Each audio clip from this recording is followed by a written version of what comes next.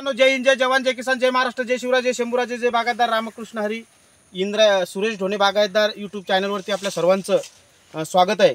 आमचे दाजी सारशू तालुका मेहकर जिल्हा बुलढाणा गावातीलच रहिवासी असलेले सुनीलजी समाधानजी गायकवाड आणि आमचे मित्र मनोहरजी कान्हे आणि सुधाकरजी ढोणे ही मंडळी आज आपल्या बागायती शेतामध्ये पाहण्याकरता आलेले आहे. कारण आपण जो प्रयोग केलेला आहे तर हा आपण सीताफळ आणि पेरू हे मध्ये आपण दोन्ही पिकं एकत्र घेतलेले आहेत. तर बरेचसे लोक एकाच्यामध्ये दोन उत्पन्न घेतात, परंतु कसं की बा पेरूमध्ये पपई किंवा पेरूमध्ये शेवगा किंवा सीताफळामध्ये पपई असे वेगवेगळे, म्हणजे जेणेकरून जे दुसरं वाण घेणारा असतो आपण ते 1-2 वर्षामध्ये शेत रिकामं होईल अशा पद्धतीचे उत्पन्न घेतले जातं. परंतु आता सीताफळ आणि पेरू हे दोन्ही बहुवार्षिक येणारे फळबाग आहे. त्यामुळं आता मी हा प्रश्न प्रत्येकालाच आता मी यूट्यूबच्या माध्यमातून व्हिडिओ टाकतो. बऱ्याचशा लोकांच्या कमेंट त्या ठिकाणी येतात किंवा तुम्ही हे जे आंतरपीक घेतलेलं याच्यापासून तुम्हाला उत्पन्नाच्या मध्ये काही सीताफळाला पेरूपासून, पेरूला सीताफळापासून अशा काय जे असेल तुम्हाला याच्यामधून काही अडीअडचणी काही आल्या का? तर आता हा प्रत्येकालाच वैयक्तिक सांगितल्यापेक्षा आज आमचे दाजी ही मंडळी शेतामध्ये आलीत आणि त्यांनी मला एक विचारलं की आम्ही तुम्हाला याच्या संदर्भात आम्हाला प्रश्न विचारायचे तुम्हाला. त्यांच्या काय दाजी तुमच्या मनामध्ये ही कुठल्याही जी काही शंका असेल ती पूर्ण शंकेचं मी निरसन करण्याचा निश्चित प्रयत्न करीन. तुमच्या मनामध्ये काय प्रश्न आहे ते तुम्ही विचारू शकता. नमस्कार दाजी. आमच्या मनामध्ये दाजी आता हे आम्हाला आता हे तुमची बाग दाटा लागली जास्त म्हणजे एकत्र, तर हे उत्पन्नावर काही परिणाम होईल का? हे बघा, आपण 2020 मध्ये जुलै महिन्याच्या 2020 मध्ये प्रामुख्यानं सीताफळाची लागवड केली होती आणि सीताफळ सुपर गोल्डन जातीचं सीताफळ आहे आणि ती 40 रुपये कलमाप्रमाणे मी बोलवली आणि त्याची लागवड 2.5 एकर क्षेत्रामध्ये 700 झाडं 8x16 वरती लागले. त्याच्यामध्ये मी सोयाबीन अगोदरच पेरलेली होती आणि बरेचसे आपल्या शेतकरी लोक काय करतात, जे आपण सोयाबीनमध्ये कोणतेही फळबाग झाड लावतो तर आपण ते प्लांटेशन करताना झाड साधारण या परिस्थितीमध्ये असते. ज्यावेळेस आपण ते झाड लावतो त्यावेळेस त्याच्या भोवतालची कमीत कमी त्या झाडाच्या बुंद्यापासून 2 फूट चौरस, म्हणजे 2 फूट या बाजूला 2 फूट या बाजूला असं 4 स्क्वेअर फूट जी सोयाबीन उपटून टाकलेच गेले पाहिजे, तेव्हा त्यावेळेस त्या झाडाला चांगले हवा सुरुवातीच्या काळामध्ये मिळते. तर त्यावेळेस मी 8x16 वरती 2.5 एकरामध्ये 700 झाडाचं लागवड केली. त्यानंतर मग आमचे हे दाजी सोबत होते. हे दाजी आमचे सुधाकर भाऊ, आमचे एक दुसरे बंधू 2 असे 5-7 लोकांनी आम्ही यांचं माझ्याकडे गाडी असल्यामुळं बोलोरो गाडी असल्यामुळे मी यांचे पेरू आणायसाठी गेलो होतो. मग तिथं गेल्यानंतर नर्सरीवाले जे आहेत वडगाव तेजन इथले शरद भाऊ तनपुरे यांच्याशी चर्चा झाली. मग त्यांना म्हणलं बाबा मी सीताफळ लागवड केलेलं आहे, त्याच्यामध्ये आंतरपीक आपण करण्याची इच्छा आहे. त्यांनी चांगलं मार्गदर्शन आम्हाला त्या ठिकाणी नवीन असल्यामुळे आम्हाला केलं. तर आम्ही हे जे आपण पाहू शकता हे अंतर जे आहे सध्या 16 फुटाचं अंतर आहे. सीताफळ टू सीताफळ 16 फूट आणि त्या 16 फुटामध्ये एक मध्ये आपण ही लाईन टाकलेली आहे. म्हणजे हे झाड आता प्रत्येक झाड हे 8x8 वरती आलेले आहे. तर अशा पद्धतीनं तुमचा जो मूळ प्रश्न होता, काय प्रश्न होता? हे पुढे चालून समजा आताच आता दाटू राहिली झाड, तर याच्यावर उत्पन्नावर काही परिणाम होईल का? बरं, आता साधारणतः आपल्याला पेरूचं हे 3रं वर्ष आहे आणि सीताफळाचं आपलं माल धरायचं 1लंच वर्ष आहे आणि पेरूचं माल धरायचं 3रं वर्ष आहे. तर आपल्या सीताफळाची एक गणित असं आहे की सीताफळाला 4थ्या वर्षी माल लागतो. साधारणतः 36 महिन्यानंतर त्याला माल धरतो. 3 वर्षानंतर म्हणजे 4थ्या वर्षी माल लागतो. तर आपण काय केलं, याची जी सुपर गोल्डन सीताफळाची जी बेसिक छाटणी असते ही 15 मेच्या नंतर असते. 15 मेच्या अगोदर छाटणी सरासरी कोणीच घेत नाही. आपण माल मार्केटला पेरू लवकर येण्यासाठी आपण मार्चमध्ये छाटणी घेतली. त्यामुळे आपला माल आता एक 7-8 दिवसामध्ये हार्वेस्टिंगला आलेला आहे. 8 दिवसामध्ये होईल. मग आपण हे पाहू शकता अशा पद्धतीचे पेरू झालेले आहेत. तर याची छाटणी आपण 25 मार्चला छाटणी घेतली होती. तर आता हा पेरू एक 4-5 दिवसामध्ये हार्वेस्टिंगला करायची. आता 7-8 दिवसाच्या मध्ये आपल्याला याची हार्वेस्टिंग करायची. तर आता मूळ जो प्रश्न होता यांचा किंवा याची अडचण, तर आपल्याला पेरूला सीताफळापासून आजपर्यंत कुठलीच अडचण झाली नाही किंवा पेरूच्या उत्पन्नावर कुठला सीताफळाचा फरक पडलेला नाही. आता आपल्याला काय करायचं आहे, आता पुढच्या वर्षी मित्रांनो, आता या पेरूनी मला मागच्या वर्षी मी 2.5 लाखात बाग विकली 650 झाडाची. त्याच्या वर्षी अगोदल्या वर्षी 1.5 लाखात विकला. यावर्षी माझा 3.5 लाखामध्ये मागितला पण दिला नाही. उलट मी 50-60 हजार रुपये खर्च करून फोम लावलेले आहे. परंतु लक्षात घ्या, माझं म्हणणं एक माझं स्पष्ट मत आहे की जरी तुम्हाला पेरू वाटत असेल, पण माझं मुख्य पीक या शेतामधलं पेरू नाही, माझं मुख्य पीक सीताफळ आहे. हे पाहू शकता आपण, अशा पद्धतीने सीताफळाचे खोडं बनलेले आहे. खोडं दाखव, इकडे दाखव. ते हे अशा पद्धतीनं सीताफळाचे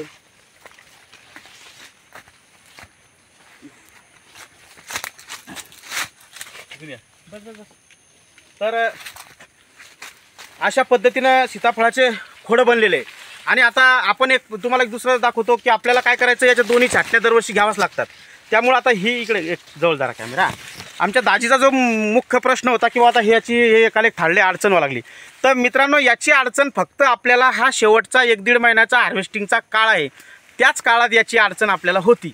तर हार्वेस्टिंग होताना आपल्याला 4-2 मजूर शिल्लक लागतील, यापेक्षा दुसरा आपला काहीच फरक पडत नाही. आता दुसरी गोष्ट म्हणजे याचा आपण ही तर पाहू शकता, आपण मागच्या वर्षीला इथं छाटणी घेतलेली. कुठं हे पाहू शकता, इथं छाटणी घेतलेली. त्याच्यानंतर ह्या ब्रँचेस निघलेल्या 4-5. आता ही जी ब्रँच आहे, आता ही ब्रँच आणि एक ही ब्रँच, तर आता ह्या एकमेकास थाडत आहेत. दिसू राहिलं क्लिअर? हां. तर आता याचा आपण अशा थाडायला लागल्या या कंडिशनमध्ये आहे. आपण काय करणार, याचा हार्वेस्टिंग माल झाल्यानंतर जानेवारीच्या शेवटच्या आठवड्यामध्ये आपण याला शेवटचं पाणी देणार आणि जानेवारीच्या शेवटपासून तर 15 मार्चपर्यंत याला आपण निसर्गावर सोडणार, म्हणजे तानावर सोडणार. याला कुठल्याच प्रकारचं पाणी नाही, काहीच नाही. आणि 15 मेला आपण पुढच्या वर्षी आपलं फोकस पेरूवर राहणार नाही, आपलं मेन राहणार सीताफळावर. तर आपण 15 मेला सीताफळाच्या बरोबरीत आपण याची छाटणी घेणार आणि सीताफळाला त्यावेळेस त्याच्यानंतर त्याच्या पुढचे सीताफळ आणि पेरूचे त्याला बेसल डोस असेल, शेणखत असेल, काय जे प्रक्रिया असतील ते आपल्या जे पुढील कार्यक्रम करायचं. तर ही छाटणी ह्या इथून होणार. म्हणजे आता हे नाही, एक मिनिट, हा थांबा, हा प्रश्न तुमचा पूर्ण करतो. हे झालं कंप्लीट इथून.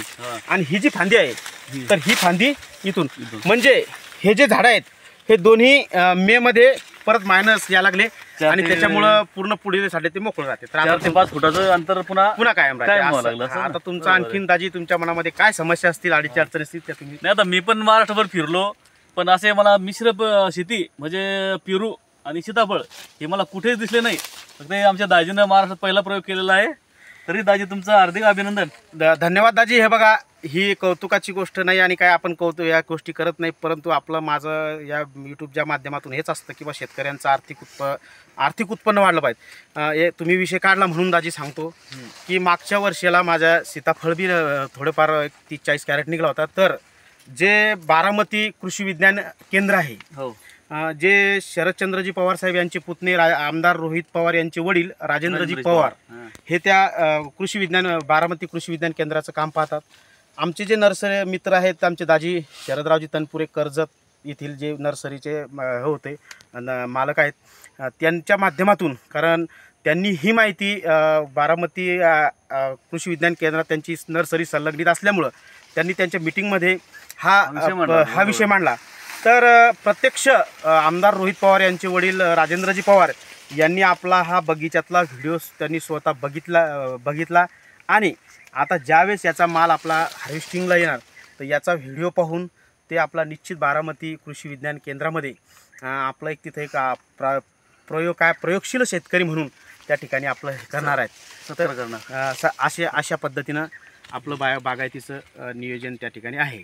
आता आपल्यामध्ये जर आणखीन काही शंका असतील काही विचाराचे असतील तर ते आपण निश्चित नाही. आता हे मला एक सांगा दाजी, बगर फोम आणि फोम याच्यामध्ये काय फरक आहे एवढं सांगा. आता हा जो तुम्ही दाजी प्रश्न विचारला अतिशय महत्त्वाचा प्रश्न या ठिकाणी विचारलेला आहे. तर आता बेसिक बघा, आता याच्यामध्ये हा जो व्हिडिओ पाहणारे असतील, काही माझ्यापेक्षाही तज्ज्ञ लोक असतील, ते म्हणत असतील की बा तुम्ही पेरूची थिनिंग केलेली नाही. कारण या झाडाच्या अवस्थेनुसार जर पाहिलं तर या झाडाला आपण एक 50 ते 60 फळं अपेक्षित ठेवायला पाहिजे होते. त्यावेळेस आपल्याला याची साईड आपल्याला 500 ग्रॅम पस मिळाली असती. पण आज जर या झाडाची आपण परिस्थिती पाहिली चौकून, 200 आपल्याला पेरू दिसतात याला. इकून घ्या, याला 150 ते 200 पेरू आहेत दाजी. हो. तर याला साधारणतः म्हणजे फोम लावलेले. हां, तर सर्व बाजूने जर पाहिलं तर आता जवळपास एका झाडाला आपण 150 पावणे 200 पर्यंत फोम लावलेले आहे. तर आता हा या फोम मधला पेरू आहे. आता मित्रांनो कसं असतं बघा, आपण जर मार्केटला गेलो तर आपलं जर घरी आपल्याला पेरू न्यायचे, आपल्या कुटुंबात जर 3-4 लोक असतील तर आपण काय करतो, आपल्याला घेताना आपण थोडा बारक्या साईजचा दे बा, त्या हिशोबानं आपण पेरू आणतो. जर आपण मोठा पेरू जर घ्यायला गेलो तर काय होतं, आता मार्केटमध्ये थोडं 300 ग्रॅम प्लस जो आहे ना, आता हा जो पेरू आहे तर हा एक 300, अजून याचा थोडा आकार थोडा वाढला असता, तोडला नसता तर आपण आपली जी क्वालिटी घ्यायची आपल्याला हे 300 ग्रॅम प्लस घ्यायची, म्हणजे 1 किलोमध्ये साधारणतः 3 पेरू बसले पाहिजेत. आता दाजींनी जो महत्त्वाचा प्रश्न विचारला फोमचा आणि याचा फरक काय सांगतो, तर आता आपण एक प्रयोग म्हणून आपण हा पेरू तोडूयात. जाऊ द्या, तुमच्यासाठी हा जान झाला तरी चालेल. बरं. तर हा विदाऊट फोम पेरू आहे.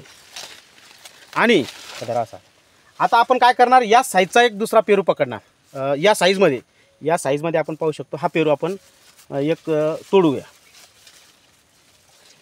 सोडून घेऊया.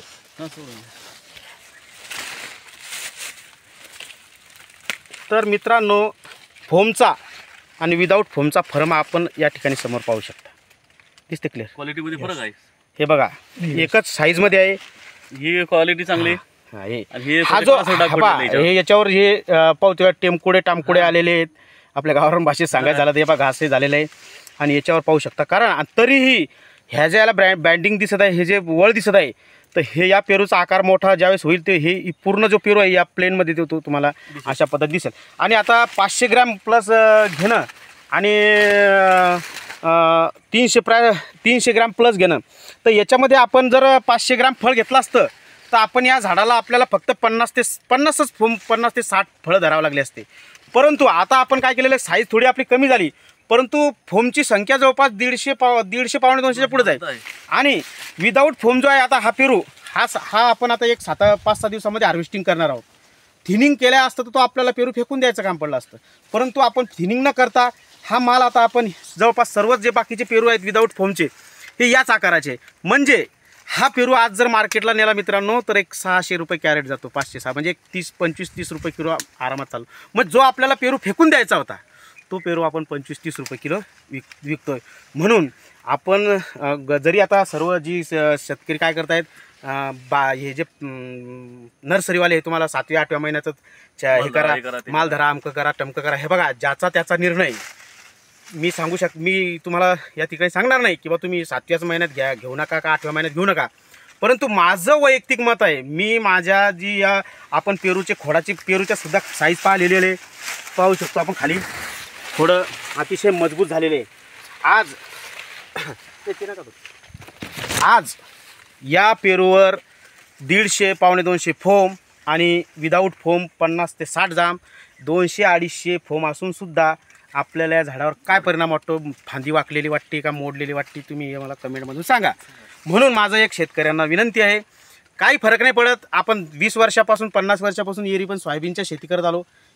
12 महिने आपण नाही घेतलं तरी माझं म्हणणं आहे, माझं वैयक्तिक मत आहे बरं, तुम्हाला पटलं तर करा नाही तर करू नका, परंतु माझ्या मते मी जे घेतलेलं होतं, तुम्ही जर मला माझी शेती पाहून जर तुम्ही प्रयोग करायचा प्रयत्न करत असाल तर मी 18 महिने पूर्ण होईपर्यंत मी 7 बाह्याच्या अशा 14 बाह्या लावून पेरू तोडून झाडाचे फक्त पेरू तोडून फेकण्यासाठी 14 बाह्या लावलेल्या आहेत 1.5 वर्षामध्ये. आणि नंतर 18 महिने पूर्ण झाल्यानंतर छाटणी घेतली, तेव्हापासून माल धरलेला आहे. म्हणून माझ्या पेरूला 200-250 फळ आहे तरीही फांदी वाकत नाही, म्हणून माझे हे आहे. दाजी, आता तुमच्या आणखीन काही प्रश्न असेल तर विचारू शकता. समाधानी झाली का? नाही झाली दाजी, मस्त चांगलं सांगितलं तुम्ही. बरं. आणि मित्रांनो, दुसरं एक असं की आपण या यूट्यूबच्या माध्यमातून आपण हाच प्रयत्न आहे की बाबा आपल्या बागायती क्षेत्र वाढलं पाहिजेत. परत एकदा सांगतो मी सर्वांना, एका वाहनाच्या भरोश्यावर बसू नका. आपल्याकडे जर 5 एकर शेती असेल तर 1 एकर सीताफळ लावा, 1 एकर पेरू लावा, 1 एकर पपई लावा, आंबा लावा. आपल्याला जे झेपावल, आपल्याकडून जे केलं जाईल ते करा. फक्त एका वाहनाच्या भरोश्यावर कोणी शेतकऱ्यांनी बसू नका. मी इंद्रायणी नर्सरीच्या माध्यमातून कॉन्ट्रॅक्ट फार्मिंग शेतीसुद्धा घेतो आहे की आपण पूर्ण कॉन्ट्रॅक्ट घेऊन ती शेती आपण माल विकेपर्यंत आपण त्याची जबाबदारी घेतो, ही शेती पद्धत आहे. दुसरी, आपण नर्सरीच्या माध्यमातून आपण रोपंसुद्धा आपल्याला महाराष्ट्रात कुठेही लागले तर आपण ते सुद्धा आपल्यापर्यंत पोहोचवतो. तर अशा पद्धतीनं आपलं बागायतीचं नियोजन आहे. आणि तुम्हाला जर काही पडी अडचणी असतील, प्रश्न असतील तर आणि डिस्क्रिप्शनमध्ये मी माझा कॉन्टॅक्ट नंबर दिलेला आहे, त्यावरती तुम्ही केव्हाही फोन लावून मला माहिती विचार. धन्यवाद मित्रांनो. जय हिंद, जय जवान, जय किसान, जय महाराष्ट्र, जय शिवराज, जय शंभूराज, जय बागायतदार. रामकृष्ण.